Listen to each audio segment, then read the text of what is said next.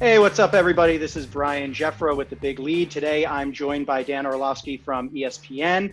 You can catch him on Get Up and also as a college football analyst and NFL analyst throughout those seasons, which obviously aren't going on right now, which was actually the reason why I wanted to have this call, because we saw on March 14th that you tweeted out asking people in Fairfield County if they needed meals or supplies delivered for kids or the elderly, that you and your family would actually go out and get whatever they wanted and deliver it to them. You know, Dan, I'd just love to know, where did that idea come from and what's the response been like? Yeah, well, it's good to be with you, man. Like when everything kind of really started to become a real issue for our country with this pandemic, right? And we're watching the experts on television kind of talk to us viewers and Americans and really educate us. One of the things that they were saying was like, listen, you got to stay home. Like, you have to stay home. And then they're talking, who's most at risk or whatnot. And they're mentioning older folks or people with maybe some medical issues. And then school gets canceled. And then they continually stress, like, people stay home. And so then the government started talking about, okay, well, we're going to have to do things financially to allow these people to stay home. And I thought to myself, well, wait, if the government's going to do that stuff, and that's not what this is about, but if those people need to stay home and it's best for them to stay home, how can they get to the grocery store? How can an older couple listen to what the experts are telling them to do, but also get the food that they need? Or kids who should not be going through this, no one should, but don't need to be going through this and have no clue. Wait, they can't go to school anymore and get meals. How are they going to eat? And so my thought was like, I've been blessed to have a platform and fortunate to have that platform. So how could I do my part?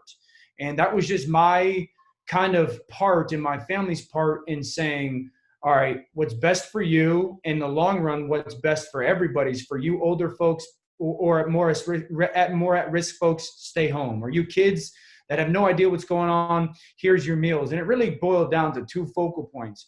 One, we're a family that is very, very strong in our faith. And so if we're going to say that, this was a great opportunity for us to show our kids what it looked like. We have 4 kids. So instead of it just being words, this was actions for them. And then 2, I'm 36. I think that it would be very naive for me to sit here and think that over the next 50 plus years of my life, that something like this is not going to show itself again.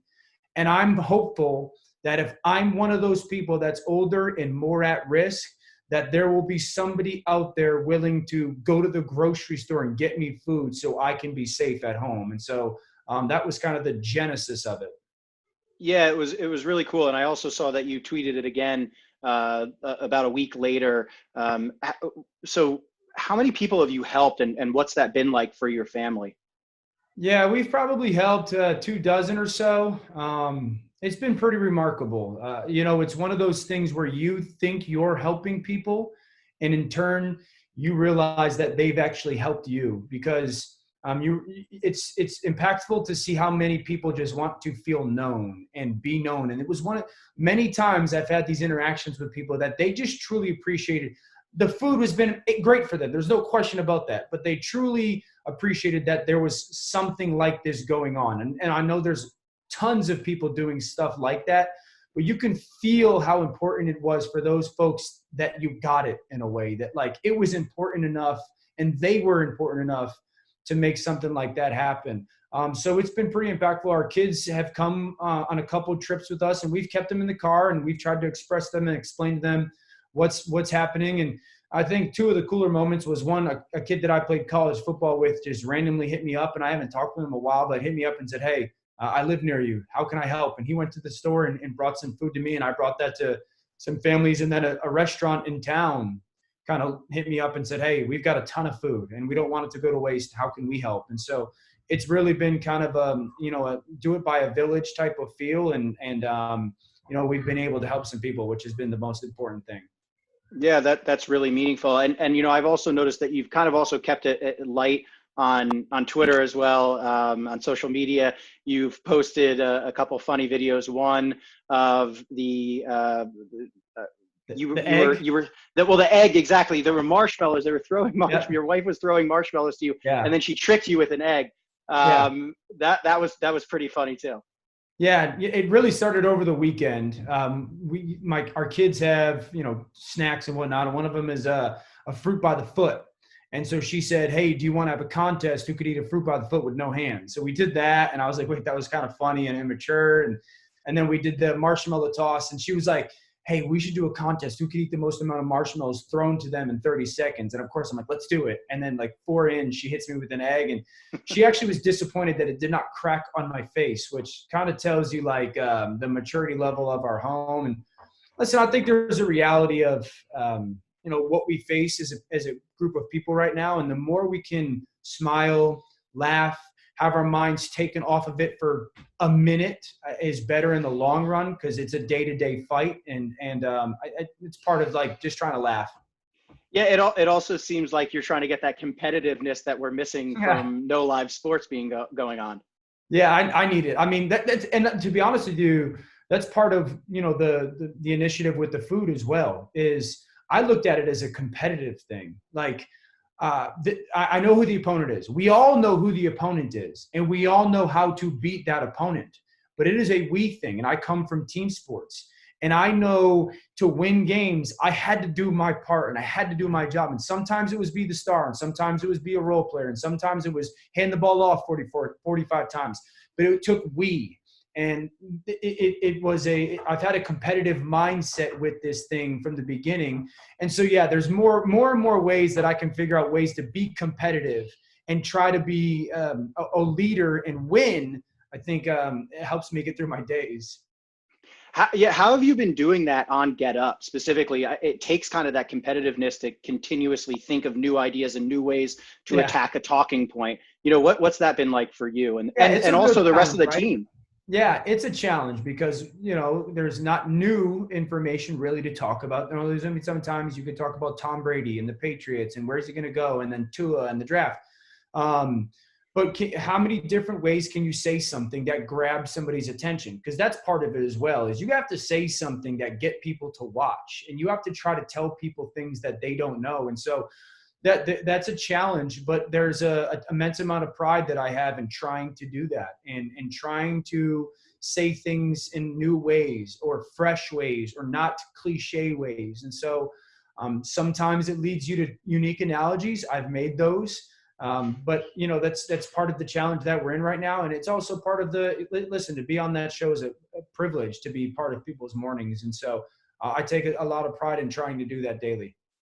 I thought one of the interesting things that you got right was Tom Brady going to the Bucks. Was that a moment of pride for you? Yeah, it was a moment of bragging. The truth is, there was obviously a ton of teams that were going to potentially fit Tom Brady. And probably around the third week of February, I was on Get Up, and someone said Tampa Bay. And my initial reaction, my football brain was like, no, does not fit schematically. And Darlington gave me a look like, you never know.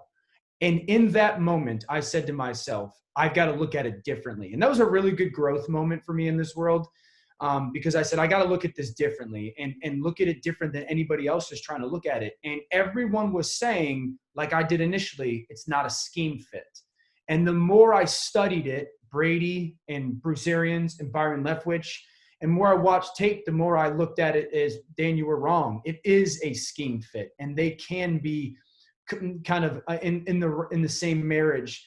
And so for me to kind of start feeling that way when everyone was telling me how stupid I was, or you're an idiot or whatever, he's not leaving New England, I was adamant on it, and I was confident in it. And yeah, to get that right, we're not in the business of getting right, but we're in the business of trying to analyze and educate. But sometimes you get one right, and that was a cool one to be on the right side of. Yeah, also that brings me to another point that Adam Schefter had mentioned in January, that teams had reached out to you about being a coach. It seems like you really have that. You do game film breakdown on Twitter and also on ESPN. Tell me a little bit more about that. And what would it take for you to become a coach? Yeah. Well, you know what? When I retired, well, the NFL retired me in 2017. I got a call from two teams in that moment saying, hey, we want you to come coach right now. We want you to come be on our coaching staff right now. And I had gone really football full speed ahead since I was 8 years old.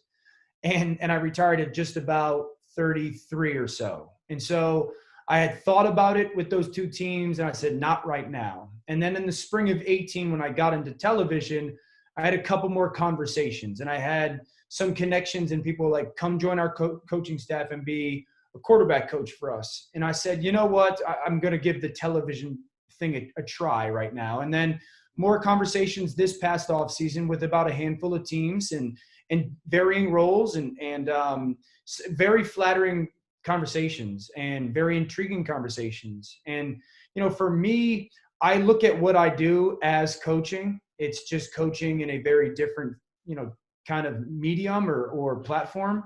You know, we have 300,000 viewers a day on some shows, and games get 1 million plus viewers. And I'm coaching in those games. I'm just coaching the viewer rather than the player, and trying to educate. And I have a lot of fun doing that. And so I look at what I'm doing in a really kind of unique kind of coaching type of sense. What would it take me to do it? You know, we have 4 young kids, my wife and I know what the coaching lifestyle looks like, and I know the challenges. So I'm aware of that. It would have to be, you know, the ideal situation when it comes to the owner of an NFL football team is a rock star. They're a great owner. And the general manager is a rock star, and they're really good at what they do. And the head coach is a rock star. And that if they got the quarterback who's a stud. And if it's the right fit for that, and I'm not having fun doing what I'm doing right now, and my wife is on board with it and our kids are on board with it, yeah, then I could see me making the jump. But right now I love ESPN. I love what I get to be a part of and the creativity behind it and get to do. And so, you know, the end journey, the destination is always kind of a moving target for me as well. Absolutely. Well, listen, Dan, you know, first of all, thanks again so much for being part of this and for doing your part for the community. I think it's a really great message. For Dan and Brian from TBL, this is it. We're signing off, and thanks so much for joining us. Thanks, bud.